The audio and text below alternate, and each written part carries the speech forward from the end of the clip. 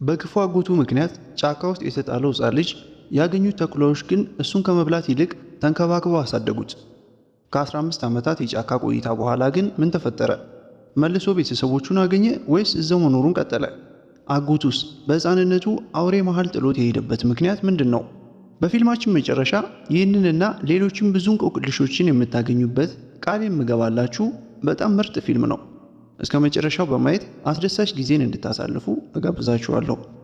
ጆን የተባለው ይሄ ሕፃን ልጅ ከአጎቱ ጋር በአደገኛ ጫካ ውስጥ በድንገት ገብተው እየተዝናኑ እያለ አጎቱ ግን ትንሽ ትኩረቱን በማጣቱ ሕፃኑ ሮጦ ወደ ጫካ ውስጥ ይገባል።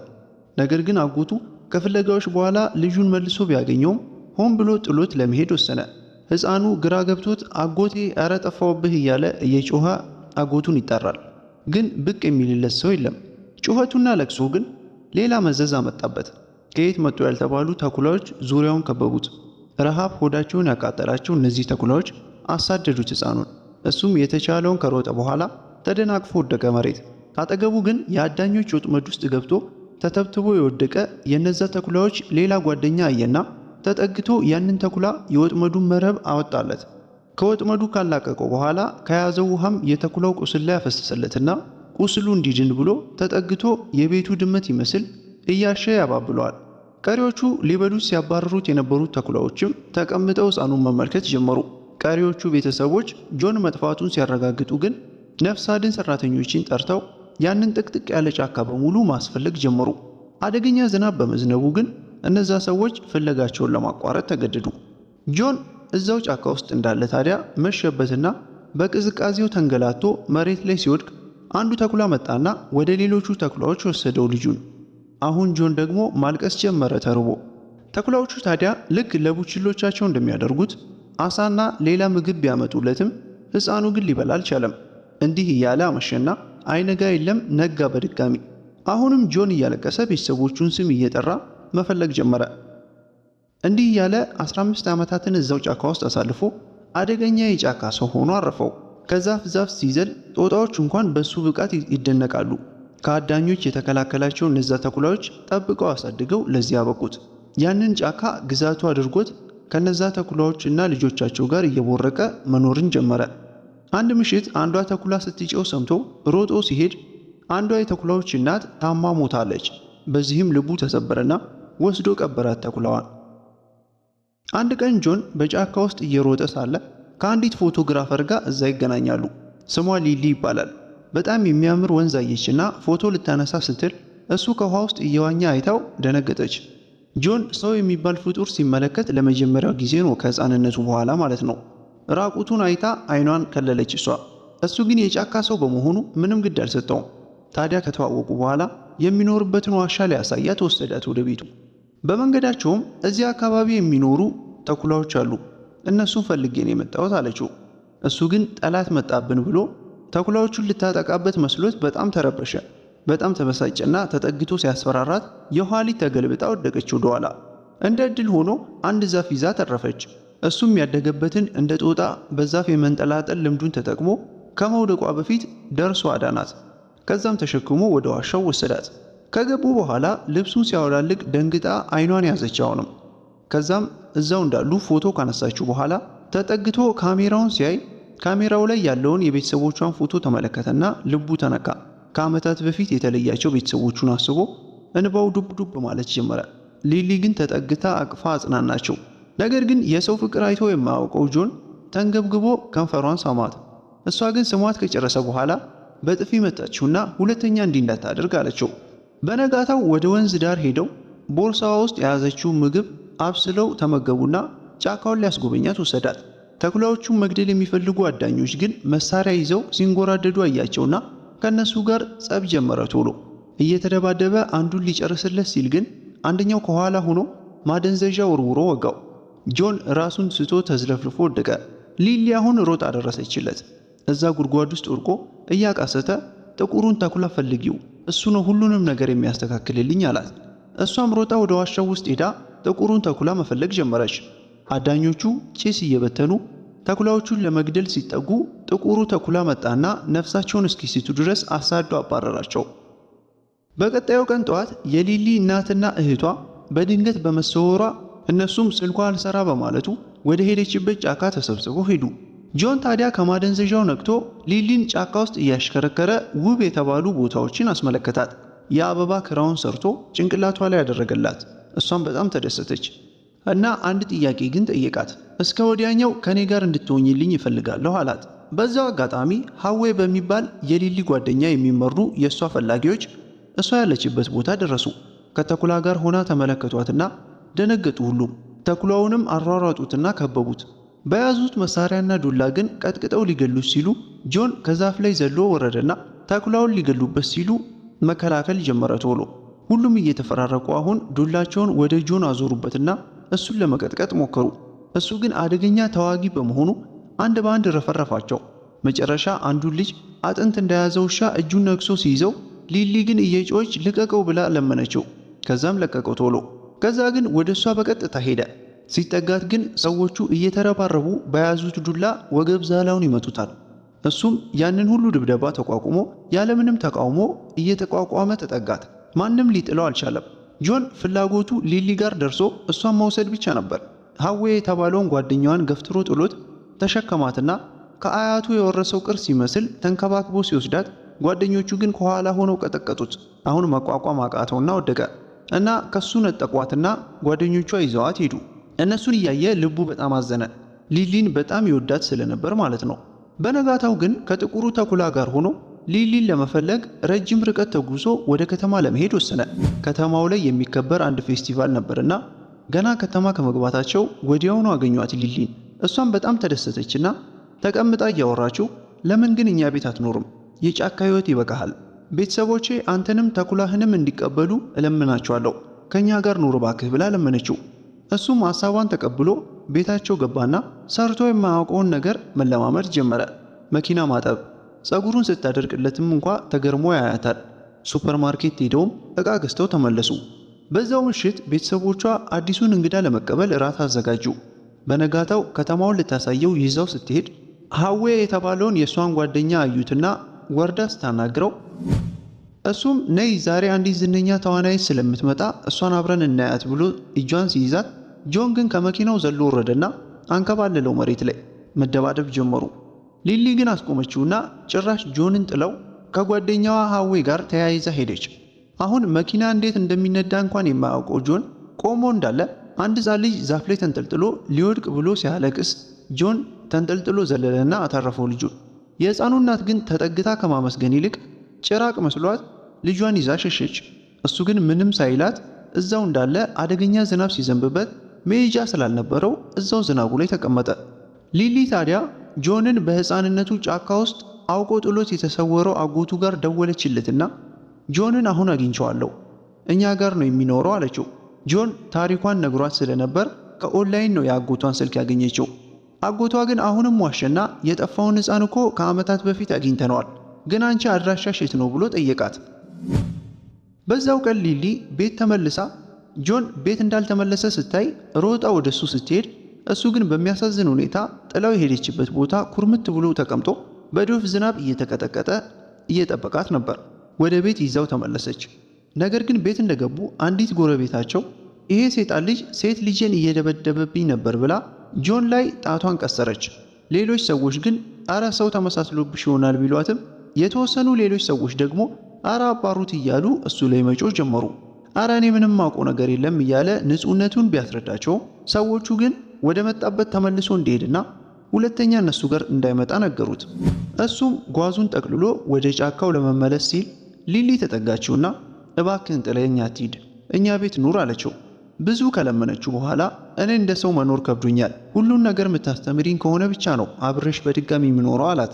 እሷም የፈለገውን ነገር ልታስተምረው ቃል ገባችለትና ተመለሱ ወደ ቤት። ቤት ወስዳው መጻፍና ማንበብ በደንብ አስተማረችው መጀመሪያ። ሊሊ ታዲያ በአንድ ካምፓኒ ውስጥ ፕሮፌሽናል ፎቶግራፈር ሆና ተቀጠረች። ጆንም የእሷ ረዳት ሆኖ ለመስራት ተማከሩና በዛ ወሰኑ። ወደ ካምፓኒ ሄደው ስራቸውን ለመጀመር ሲሉ ግን ጆን በአስገራሚ ሁኔታ በሕፃንነቱ የተለያትን እናቱን የምትመስል ሴት ተመለከተ። ያቺ ሴት የካምፓኒው ምክትል ፕሬዝዳንት ናት። ነገር ግን ምንም ሳይል በዝምታ አለፈ። በነጋታው የጎረቤታቸውን ልጅ ተራራ አካባቢ ሲጫወት ተንሸራቶ ገደል በመግባቱ ጆን ሊያድነው ገባና ተሸክሞት ተራራውን መውጣት ጀመረ። የልጁ እናት ሊሊ እና የሰፈሩ ሰዎች ከገደሉ ጫፍ ቆመው እስኪወጣ እየጠበቁት ያበረታቱታል። ፍርሃት የሚባል የማያውቀው ጆን ልጁን ተሸክሞ ተራራውን ከወጣ በኋላ ሰዎቹ በሙሉ የጀግና አድናቆትና አቀባበል አደረጉለት። ከሚባለው በላይ በድፍረቱና በጀግንነቱ ተማርከው የሰፈሩ ሰዎች በሙሉ ስጦታ አመጡለት። የሰፈሩ ሴቶች ጭራሽ ልጃችንን አንተ አግባልን እያሉ ሴት ልጆቻቸውን ይዘውለት ሲመጡ ሊሊ በዚህ ተግባራቸው ቀናችና ቶሎ ይዛው ሄደች። በቀጣይ ጆን የተለያዩ ነገሮችን እየተማረ መነጋገሪያ መሆኑን ቀጠለ። በሌላ በኩል የጆን እናት ሁሌ በየዓመቱ እንደምታደርገው የልጇን የጆንን ልደት እያከበረች እናያታለን። አጎቱ ግን ስጋት ተሰማውና ምስጢሩ የሚጋለጥበት መስሎት ፈራ በጣም። በቀጣዩ ቀን የካምፓኒው ስብሰባ ላይ ጆን ስኬት እየነዳ የተነሳው አስገራሚ ፎቶ ሶሻል ሚዲያ ላይ ቫይራል ሆኖ ሰዎች ሁሉ ተደነቁበት። ካምፓኒውም የብራንዳቸው ገጽታ ለማድረግ የሱን ፎቶ መረጡ። አጎቱ ግን በጣም ደነገጠ። ሌሎቹ ግን ተስማሙና አጸደቁት ሐሳቡን። አጎቱ ጆንን ፓርክ ውስጥ አገኘውና ሳይክል አብረን እንንዳ ብሎት እየነዱ እያሉ አጎቱ ወደቀና ተሰበረ እግሩ። ከዛም ጆን ተሸክሞ ሆስፒታል አደረሰው። በጆን መልካም ተግባር የተማረከው የገዛ አያቱ በዛ ምክንያት ጆንን እና ሊሊን ቤቱ ራት ጋበዛቸው። በነጋታው አጎቱ ጆንና ሊሊን ለብቻቸው ሊያወራቸው እንደሚፈልግ ሀዌ በተባለው ልጅ በኩል መልእክት ላከላቸው። ከዛም ጆን፣ ሊሊ እና ሀዌ የተባለው ልጅ ሕይወታቸውን ይቀይራል የተባለውን ኮንትራት ለመፈራረም ወደ ጆን አጎት ሄዱ። አጎቱ አሁን የጆንን በድንገት ዝነኛ መሆኑን ሲመለከት በሕፃንነቱ የፈጸመበት ግፍ እንዳይጋለጥበት በመፍራት ከዚህ በኋላ ያለፈ ማንነትህን ለሰዎች እንዳታወራ፣ ያንን ካደረግ እንደተባለውም የካምፓኒው ብራንድ አምባሳደር አደርግሃለሁ፣ አዲሱ መጠሪያህም የተኩላዎቹ ንጉሥ ይባላል አለው። በዚህ መሰረት ጆን ማንነቱን ላለመናገር የ2 ዓመት ኮንትራት ተፈራረመ። ነገር ግን ሊሊ ከዛ በኋላ ምቾት አልተሰማትም። አሁን እያገኘ ያለው ዝናና እውቅና ከእሷ ጋር ያለውን ወዳጅነት እንዳያጠፋባት ፈራች። እሱ ግን ይበልጥ ከእሷ ጋር በፍቅር መቀጠል ስለሚፈልግ እየተደበቀ የፍቅር ፊልሞችን ማየት ጀመረ። እንዴት መሳሳም እንዳለበት ምናምን ለመረዳት እየሞከረ እያለ ሊሊ ስትመጣበት ቶሎ ኮምፒውተሩን ደበቀው። እሷም ለማየት ብትጠይቀውም እምቢ ብሎ ሌላ ቦታ ሄዶ በድጋሚ ማየቱን ቀጠለ። እዛም ተከትለው መጣችና ልታይበት ስትል አይኗን ይዞ ላፕቶፑን ዘጋው በድጋሚ። ከዛ አይኗን ይዞ ትንሽ ሲቆይ ሐሳቡ ተቀየረና እሷን መሳም ጀመረ።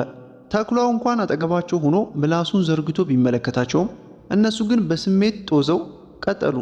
በዚህ ፍቅሯ ልቡ ቀልጦ ታዲያ በነጋታው ስራ አቋርጦ ሮጦ ሄደና ከጓደኞቿ ጋር እየተዝናናች ካለችበት ነጥሎ ወሰዳት። እሷ ግን በተግባሩ ስላልተደሰተች አኮረፈችው። ተጠግቶ ነገራት። እንድትርቂኝ አልፈልግም፣ ሁሌም አብረሽኝ እንድትሆኝ ይፈልጋለሁ አላት። እሷ ግን ተናዳበት ስለነበር እንዲያውም ከዚህ በኋላ እንዳትጠጋኝ ብላ ልቡን ሰብረው ጥላው ሄደች። ቤት ገብታ ቶሎ ተኛች። እህቷ ተጠግታት ግን ስታያት ከፍተኛ ትኩሳት አለባት። ጆን ተሸክሟት ተሯሩጠው ሆስፒታል ወሰዷት ቤተሰቦቿ በሙሉ። ከዛም ዶክተሩ ሊሊ ስለታመመች ለተወሰኑ ቀናት ሆስፒታል ውስጥ ማሳለፍ አለባት ብሎ ነገራቸው ለቤተሰቦቿ። እህቷ ግን እንዴት ብቻዋን ትተዋታለህ ብላ እሱን ጥፋተኛ አደረገችውና አውቀሰችው። በነጋታው ለሊሊ ፈውስ የሚሆን መድኃኒት ለመቁረጥ ጫካ ሄዶ ድንገት አዳልጦት ተገለበጠ። መድኃኒቱን ቅጠል ወስዶ አጠጣትና ተፈወሰች ለጊዜው። እህቷ ግን ስታየው አባረረችው። አሁንም ሊሊ ተሽሏት ከሆስፒታል ወጣችና ከጆን ጋር ተገናኙ። በነጋታው ጆን የካምፓኒው ምክትል ፕሬዝዳንት የሆነችውን የገዛ እናቱን አይቶ ሮጦ ሲጠጋት፣ አጎቱ ግን እናቱን እንዳይጠጋ ቦዲጋርድ ስለቀጠረ ያ ቦዲጋርድ ገፍትሮ መለሰው። በዛው ቀን አጎቱ ሀዌ የተባለው ልጅ ተመርቆ ፎቶን አየና ተገረመ። ከፊልሙ እንደምንረዳው ሀዌ የተባለው ሊሊን የሚያፈቅራት ልጅ የአጎት ተብየው ሰውዬ የገዛ ልጁ ነው። ግን ማንም ይህንን ነገር አያውቅበትም። የካምፓኒው ምክትል ፕሬዝዳንት የሆነችው እናቱ ለካምፓኒ ሰራተኞች የራት ግብዣ አደረገች። ሊሊና ጆንም እዛ ስለሚሰሩ ተጋብዘዋል። ግን እሷ ሳታውቀው ልጇ ጆን የሚወደውን ምግብ ከዓመታት በኋላ አበላቸው። እሱም ካጣጣመ በኋላ ተመስጦ ቀረ። ምግቡን ከበሉ በኋላ ተጠጋትና ከዓመታት በፊት የጠፋው ልጅሽ ስሙ ማን ነው ብሎ ጠየቃት። እሷም የልጇን መጥፋት አስታውሳ ማልቀስ ስትጀምር እሱ ግን አሁንም እውነቱን ሳይናገር ጥሏት ሄደ። በቀጣዩ ቀን ቻንግ የተባለች የጆን የልጅነት የዕቃቃ ጓደኛው ወደ ሰፈራቸው መጣች በድንገት። ተኩላውን ስታይ ተገረመች። ነገር ግን እንደ ሌሎች ሰዎች ጮሃ ከመሮጥ ይልቅ ተኩላውን ተጠግታ ጓደኛ ለመሆን ቀረበችው። ጆን በድንገት መጣና ማነሽ አንቺ ደግሞ አትፈሪም እንዴ ሲላት እሷ ግን እንስሳቶችን በየፓርክ ውስጥ እየዞረች ፎቶ ስለምታነሳ እንስሳት ማላመድ እንደምትችል ነገረችው። ከዓመታት በፊት እዚህ ጫካ ውስጥ የጠፋ ጓደኛ አለኝ እና አሁን ልፈልገው እየሄድኩ ነው፣ አብረኝ ትሄዳለህ ስትለው እሱ ግን ስላላስታወሳት አይ እኔ አልሄድም አላት። እሷ ግን ብቻውን ወደ ጫካው ገባች። ቻንግ ጆንን ፍለጋ ጫካ ስትገባ ግን እናቱ ደግሞ ቻንግ ልጇን ልትፈልግላት ጫካ እንደሄደች ሰምታ እንድትመለስ ስትደውልላት ስልኳ አይሰራም የቻንግ። ጆን አሁን እናቱ ስትጨነቅ አይቶ ምን ሆነች ነው ሲላት ነገረችው ስለ ሁኔታውና ቻንግን ሊፈልጉ አብረው ወደ ጫካው ሄዱ። ቻንግን ግን ወዲያው ቶሎ አገኟት። ቻንግ አሁን ወደ ጆን ተጠጋችና ይህቺ ሴትዮ ከ15 ዓመታት በፊት እዚህ ጫካ ውስጥ ሕፃን ልጅ ጠፍቶባት ነበር አለችው። ነገር ግን ጆን በጊዜው የጠፋሁት ሕፃን እኔ ነበርኩ፣ እኔ ነኝ ልጅሽ ብሎ እናቱን ከማቀፍ ይልቅ አሁንም ዝምታን መረጠ። ከዛም ጆን ወደ ሊሊ ተጠጋትና ከከተማው ራቅ ወዳለ ቦታ ምርጥ ሆቴል እንደተከራየላት እዛ ይዟት ሊሄድ እንደሚፈልግም ነገራት። እሷም ጓጓችና ወደ ሆቴሉ አብረው ሄዱና ጣፋጭ ምሽትን አብረው አሳለፉ። በነጋታው ጠዋት ግን ሀዌ የተባለው ልጅ ደወለላትና አስቸኳይ ስብሰባ በካምፓኒው እንዳለና ቶሎ መምጣት እንዳለባቸው ነገራት። ስብሰባው ላይም የካምፓኒውን ምርቶች ለማስተዋወቅ የፎቶ ፕሮግራም ስለሚኖር ተወያዩና ያንን አከናወኑ። ጆን አሁን ለሊሊ ፍቅሩን መግለጽ ያለበት ትክክለኛ ጊዜ ላይ መድረሱን አሰበ። ፍቅሩን ከመግለጹ በፊት ግን የተወሰነ ፈታ ለማለትና በራስ መተማመኑን ለማግኘት ከተኩላው ጋር ወጣ ብሎ መናፈስ ጀመረ።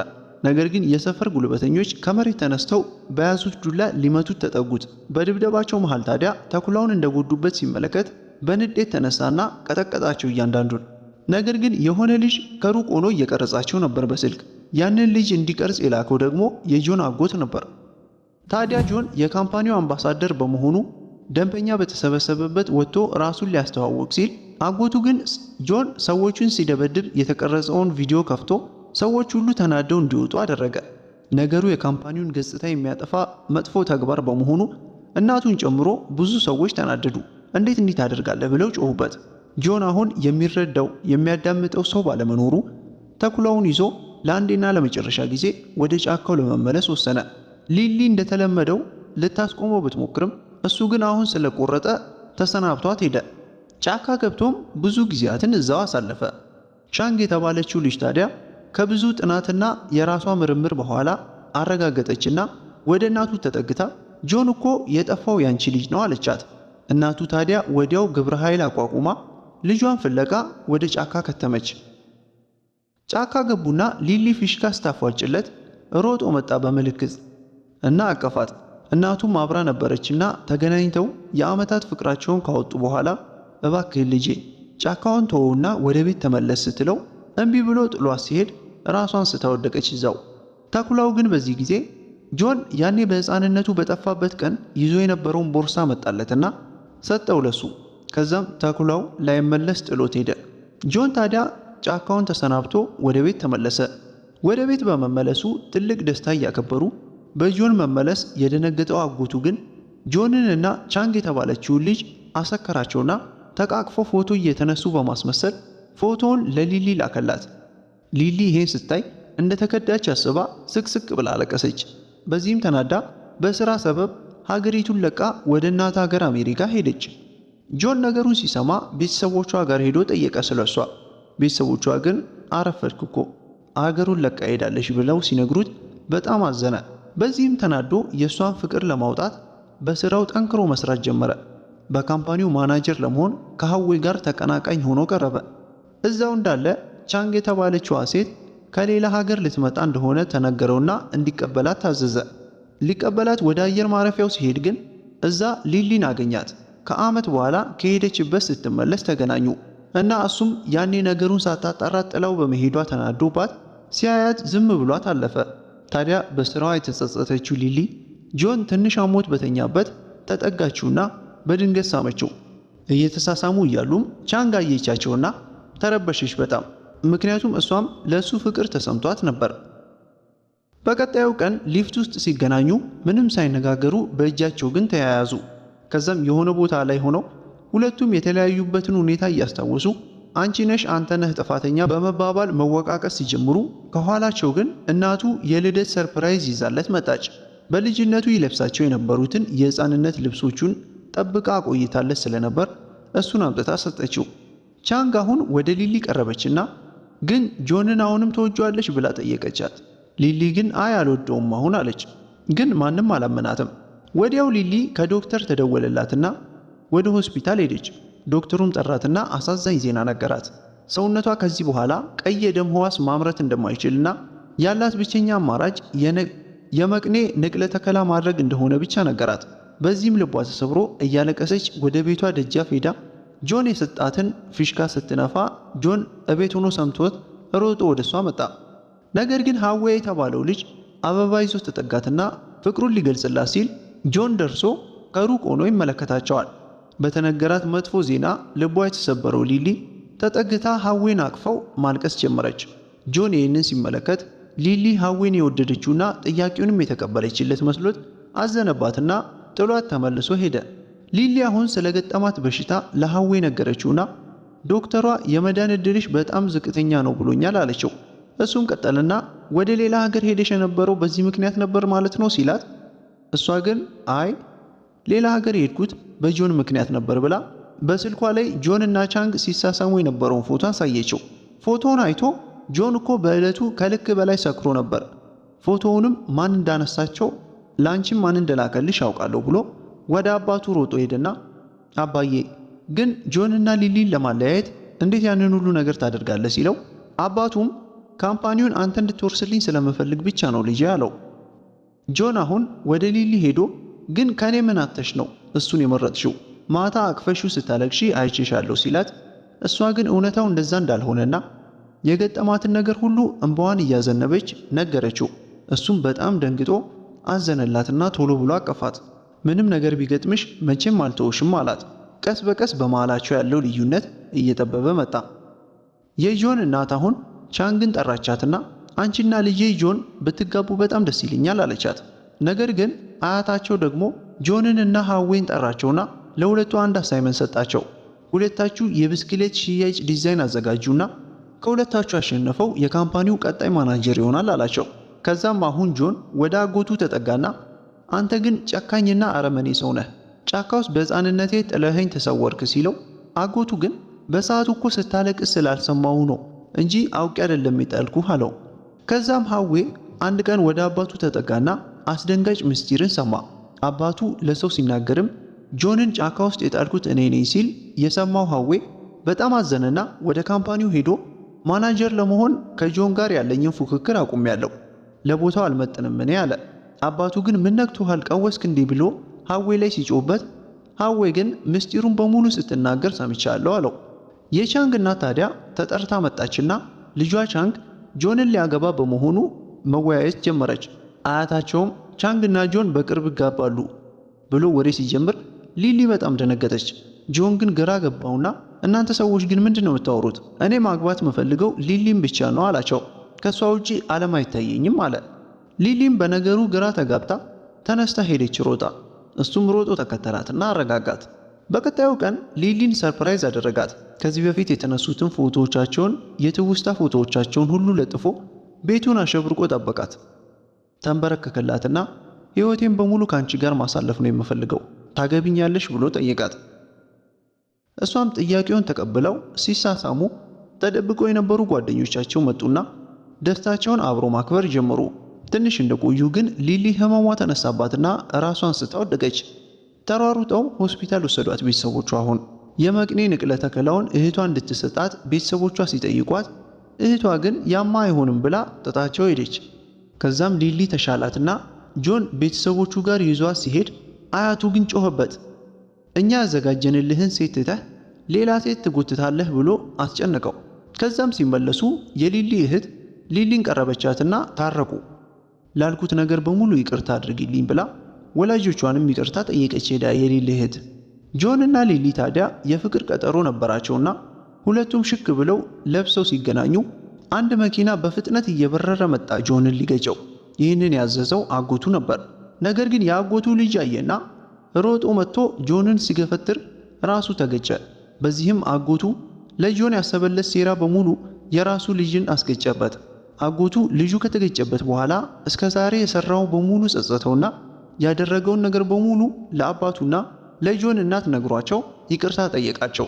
በስተመጨረሻም ጆን እና ሊሊ ቀነቀጠሯቸው ደርሶ ተሞሸሩ። የፍቅር ጊዜያቸውንም በባህር ዳርቻ ሄደው አከበሩ።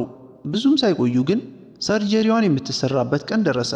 ቤተሰቦቿን በእንባ ተሰናብታ ወደ ሕክምና ቦታዋ ገባች። ከሰዓታት በኋላ ግን ዶክተሩ መጣና የምስራች ነገራቸው። ሕክምናዋን በተሳካ ሁኔታ አጠናቃለች አላቸው። በደስታ ጮቤ የረገጡ ቤተሰቦቿ።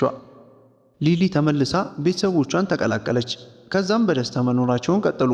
በኋላ በቤተሰብ ስብሰባ ላይ ጆን ራሱን ከማናጀርነት አግልሎ የሥራ ድርሻውንና ኃላፊነቱን ለሃዌይ ሲሰጠው እንመለከታለን። እዛ በደስታ እያሳለፉ እያሉም ሊሊ በድጋሚ ትወድቃለች። ነገር ግን ሆስፒታል ከገቡ በኋላ ሲነገራቸው ህመም ሳይሆን እርግዝና ነው አሏቸው። በዚህም በጣም ተደስተው ምርጡ ፊልማችንም በዚሁ ይጠናቀቃል። አዲስ የሆናችሁ ሰብስክራይብ በማድረግ ቤተሰባችን ሁኑ። ላይክ እና ኮሜንት በማድረግም አብሮነታችሁን አሳዩኝ ስል ከልቤ እጠይቃችኋለሁ።